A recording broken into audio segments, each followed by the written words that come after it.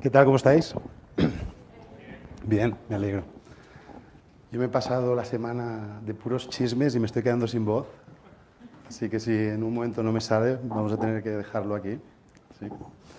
El- Nada, en primer lugar, agradecer un poco el esfuerzo de todo el equipo de Multiplica, en concreto de Fabiola y de Itzel y de Andrea por organizar el MOOCs.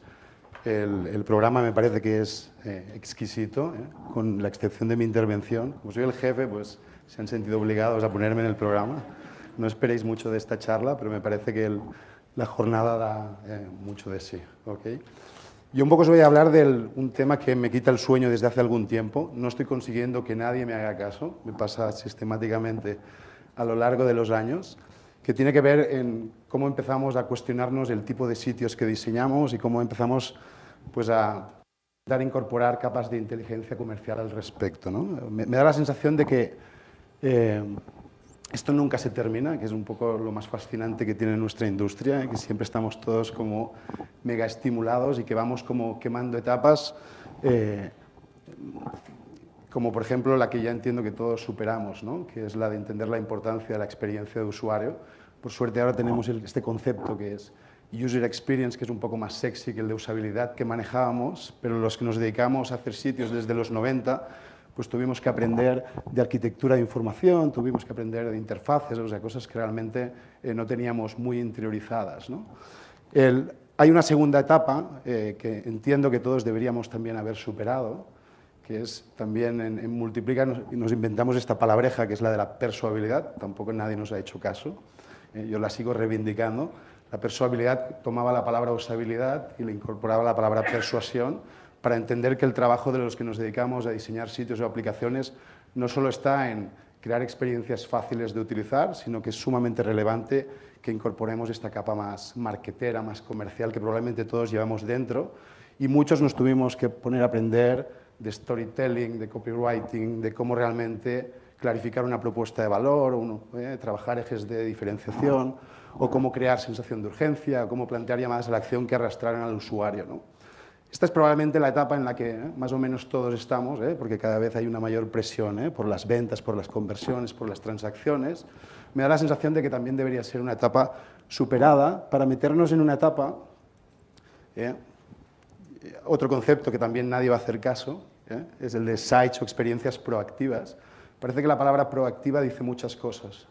Se habla de dejar de hacer sitios planos, el mismo sitio para todos los usuarios, y sitios que puedan ser mucho más relevantes, sitios que realmente no se esperen al usuario y vayan a por él, sitios que de alguna manera tengan mucha más, vamos a decir, agresividad comercial. Y esta agresividad comercial tenemos que, como de alguna manera, atenuarla en función del tipo de usuario, intensificarla en función del comportamiento, y por tanto me parece que se nos viene una etapa fascinante en la que tenemos que empezar a hablar de contextualización, de reconocimiento, de perfilación, segmentación, personalización, de una manera mucho más intensa de lo que lo estamos haciendo. Ni los que estáis del lado cliente nos estáis pidiendo, nos estáis permitiendo trabajar mucho más intensamente esta capa de estrategia o de inteligencia comercial, y muchas veces los equipos del lado de agencia o de consultora como Multiplica realmente no le estamos dando demasiado la cabeza en intentar avanzar hacia esa línea, ¿no? Creo que en general cuando se hablan de tendencias de UX se habla demasiado de Atomic Design, Design Ops, Design Systems, y se habla muy poco de cómo incorporar realmente esta capa de inteligencia comercial. Yo intento pensarlo como que hasta ahora hemos diseñado sites en plano, ¿sí? De 2 dimensiones, y cuando seamos capaces de realmente incorporar algunas de las cosas que os contaré, estaremos diseñando sitios, vamos a decir, tridimensionales, ¿no? O con 3 variables, ¿no?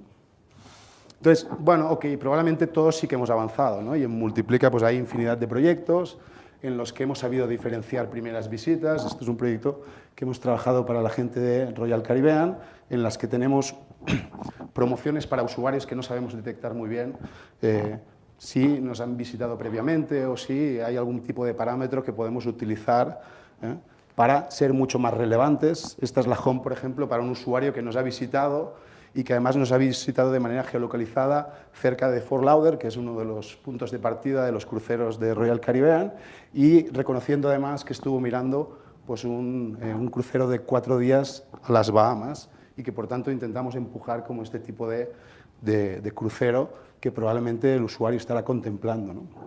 En España rediseñamos el site de Vueling, que es una compañía aérea, y nos preocupamos de que si un usuario pues, nos había visitado hace pocos días para buscar un Barcelona-Roma, pues probablemente tendría todo el sentido del mundo de que intentáramos pues, empujar realmente esa venta, ¿no? Ha habido muchos proyectos de cadenas hoteleras, como por ejemplo esto es Catalonia Hotels, que es una cadena hotelera española, en la que también, desde el minuto en que alguien ha hecho una reserva hasta el día en que empieza pues, su estancia, pues hay una oportunidad para cuando el usuario nos visita podamos proponerles actividades o servicios que podemos cruzarle para realmente tener una mejor experiencia.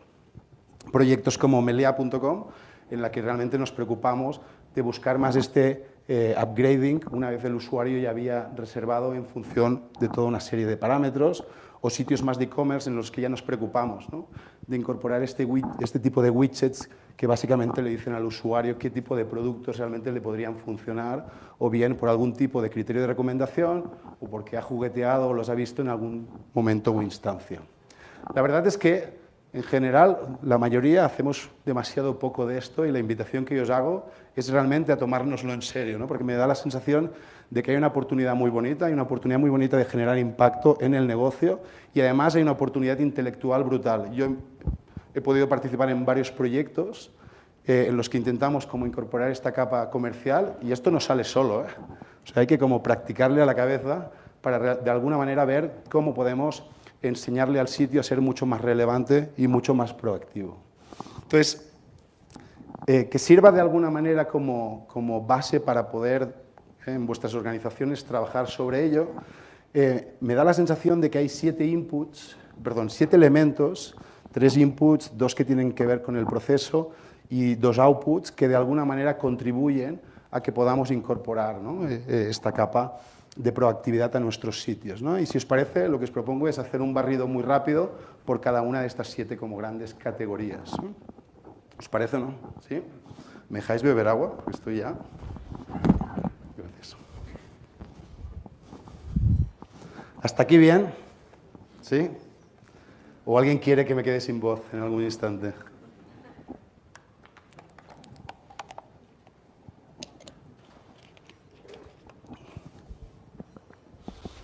El primer input que tenemos que tener presente es el usuario y su contexto, ¿vale? Como muy obvio, ¿no? Y a partir de ahí podemos empezar como a pensar en cosas tan básicas o elementales de ya, o sea, nunca más pensar que tenemos un usuario genérico y que podemos diferenciar entre un usuario anónimo, ok, un usuario que en algún momento dado pues, se ha registrado o sabemos algo de él, y un usuario que es cliente. Y a partir de ahí empezar a jugar, empezar a pues, pensar cómo podemos ser relevantes en actores que a priori pues, pueden tener puntos de partida tan distintos.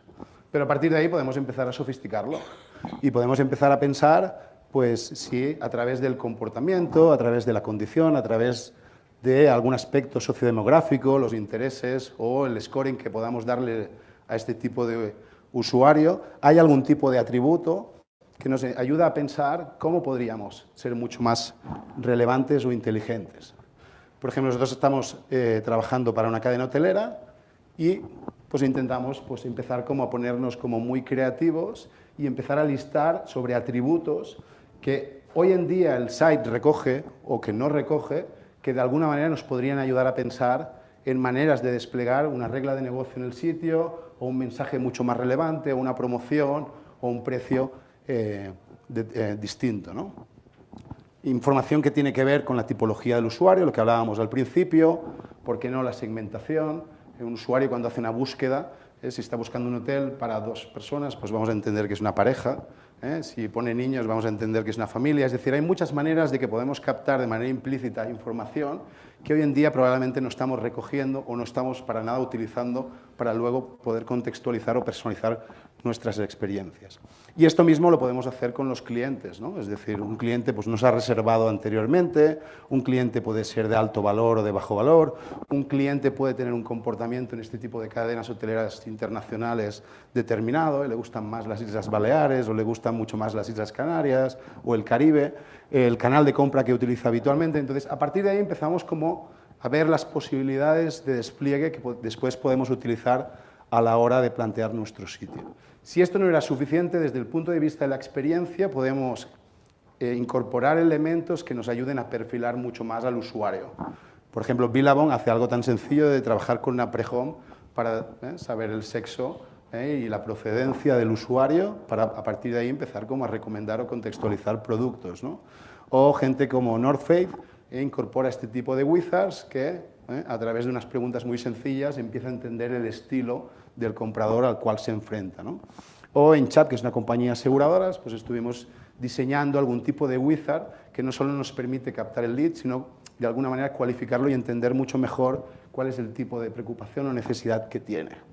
¿Sí? Por tanto, un punto de partida es el usuario, su contexto y en todo lo que no podemos llegar a pensar, luego lo descartaremos por factibilidad técnica, por impacto, por lo que sea, pero en todo lo que podemos llegar a pensar en cuanto a cómo puede realmente enriquecer el tipo de experiencia que podemos ofrecer. El segundo eje tiene que ver con las acciones que los usuarios hacen. Los usuarios hacen cosas en nuestros sitios y hoy en día no hacemos nada absolutamente con ello, con lo cual estamos perdiendo muchísimas oportunidades.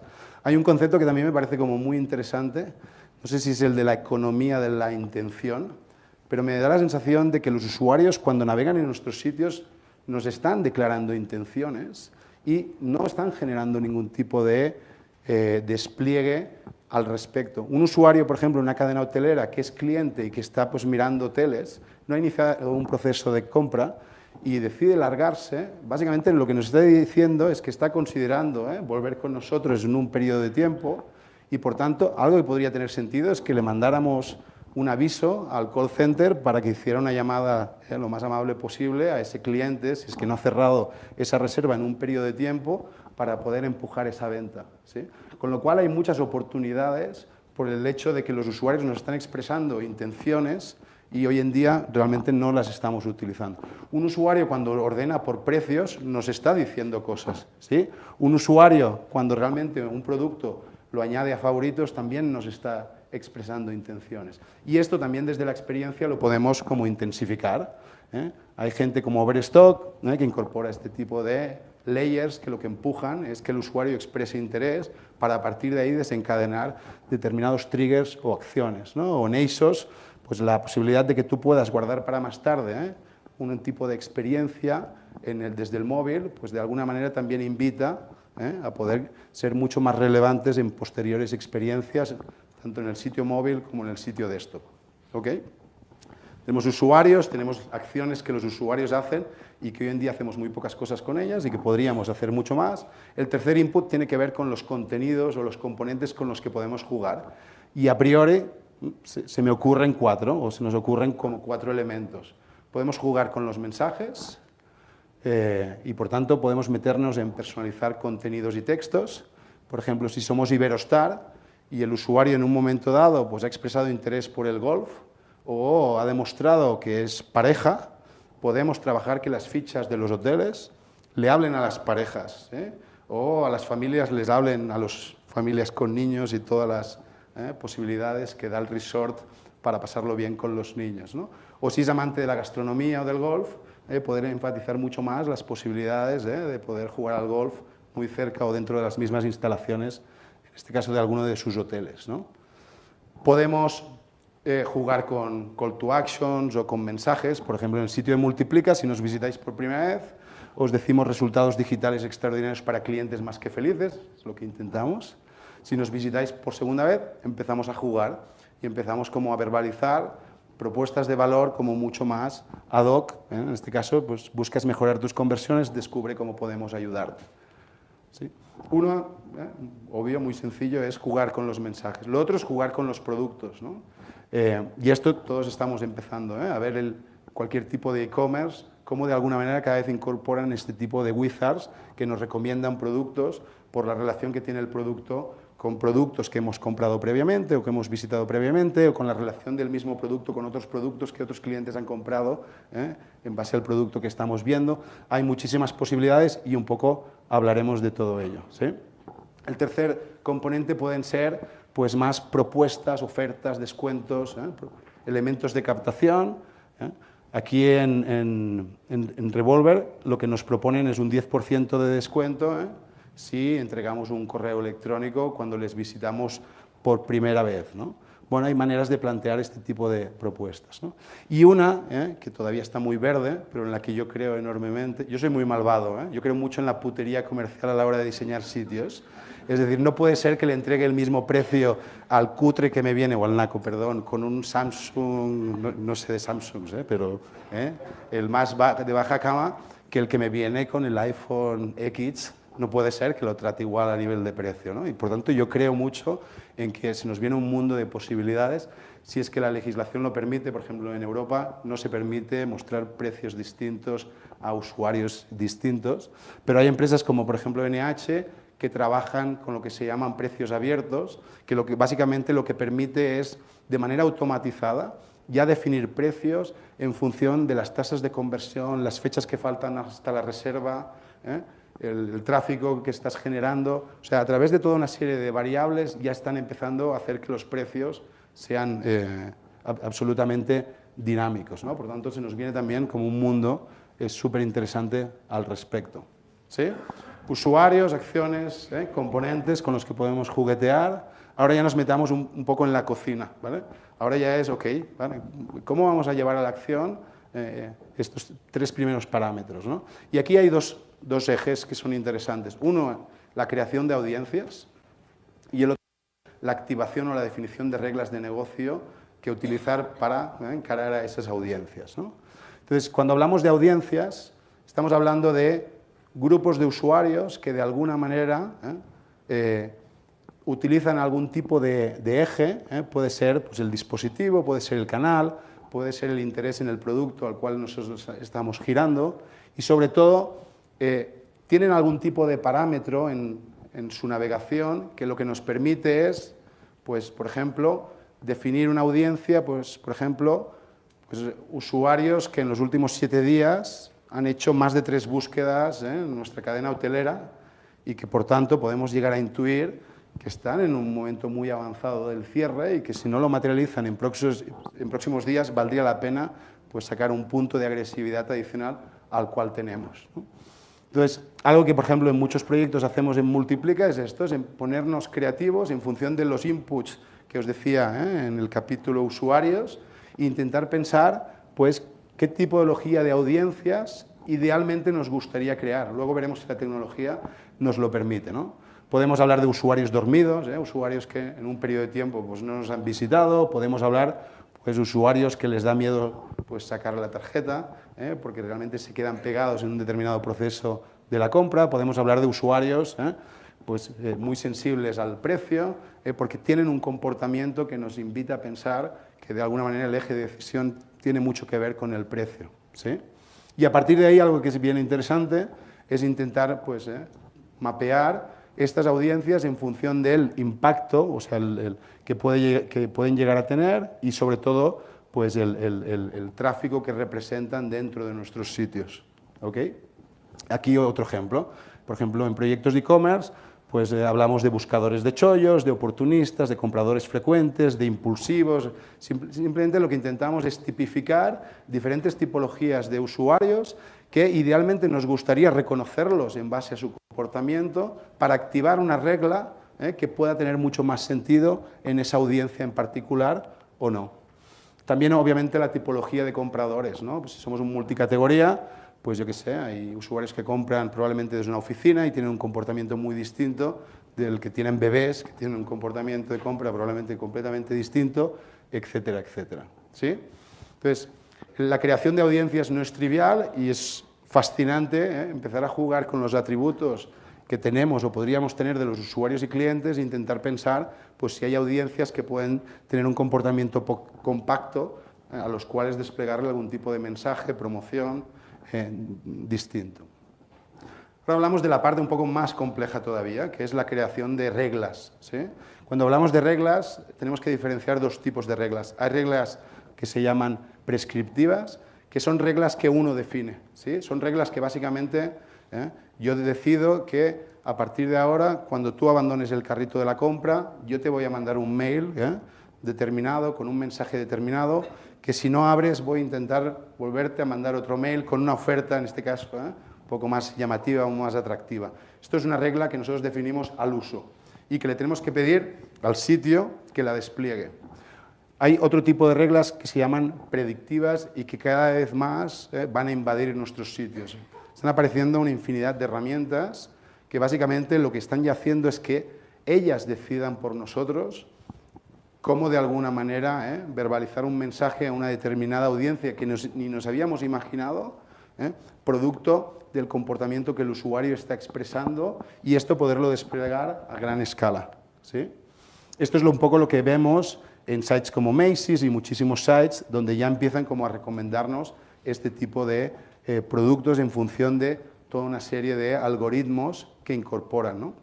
Y que en sites como Amazon, pues por ejemplo, hablan de que el 35% de las ventas son gracias a este tipo de widgets y múltiples estudios que se publican, por ejemplo, Dynamic Yield, que es una de las herramientas que te permite pues, incorporar esta capa de inteligencia comercial, pues publicaba el año pasado que usuarios que interactúan con este tipo de wizards realmente tienen un comportamiento a nivel de reservas y de compra significativamente mucho más interesante que los usuarios que no interactúan.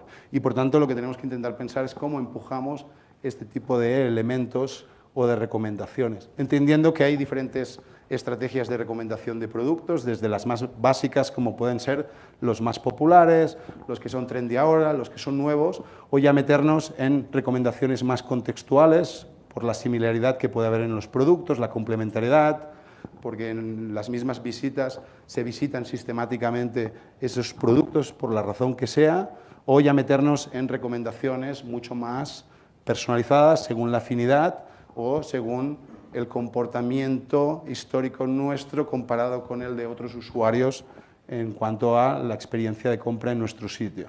Y de ahí, bueno, pues que hay diferentes modelos de recomendación de productos como todos estamos acostumbrados a ver. La magia de esto es que esto no hay que construirlo, ya hay herramientas.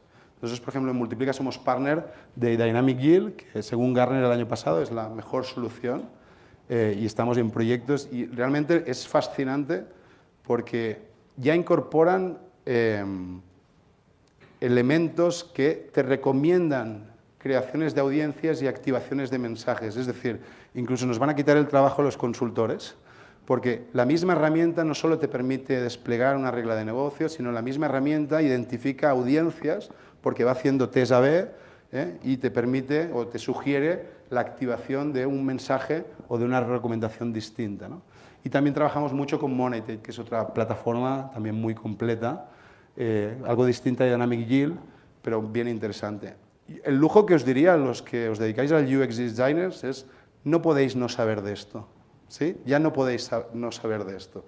Es decir, está muy bien que os dediquéis a prototipar, es muy simpático, pero cada vez más esto va de incorporar inteligencia comercial. Sin tecnología no vamos a poder incorporar inteligencia comercial y hoy en día hay muchísimas soluciones que lo que nos permiten es incorporar claramente pues, triggers, reglas, flujos a lo largo de toda la experiencia y que necesitamos entender como un input, como un punto de partida a la hora de un banco en línea o lo que queramos, ¿no? Cosas que las reglas permiten, ¿no? Pues en e-commerce, pues empezar a trabajar con la meteorología y saber que si en tu ciudad hace frío, pues es mejor que te recomiende un tipo de artículos, pero si hace calor, pues tiene todo el sentido del mundo que te recomiende otro tipo de artículos. Lo vemos en e-commerce como puede ser Walmart, que el comportamiento de compra es muy distinto en Estados Unidos, pues si eres de Ohio, que si eres de Miami, que si eres de Nueva York, y que por tanto toda la recomendación de categorías, productos, tiene que venir realmente muy condicionada por la geolocalización.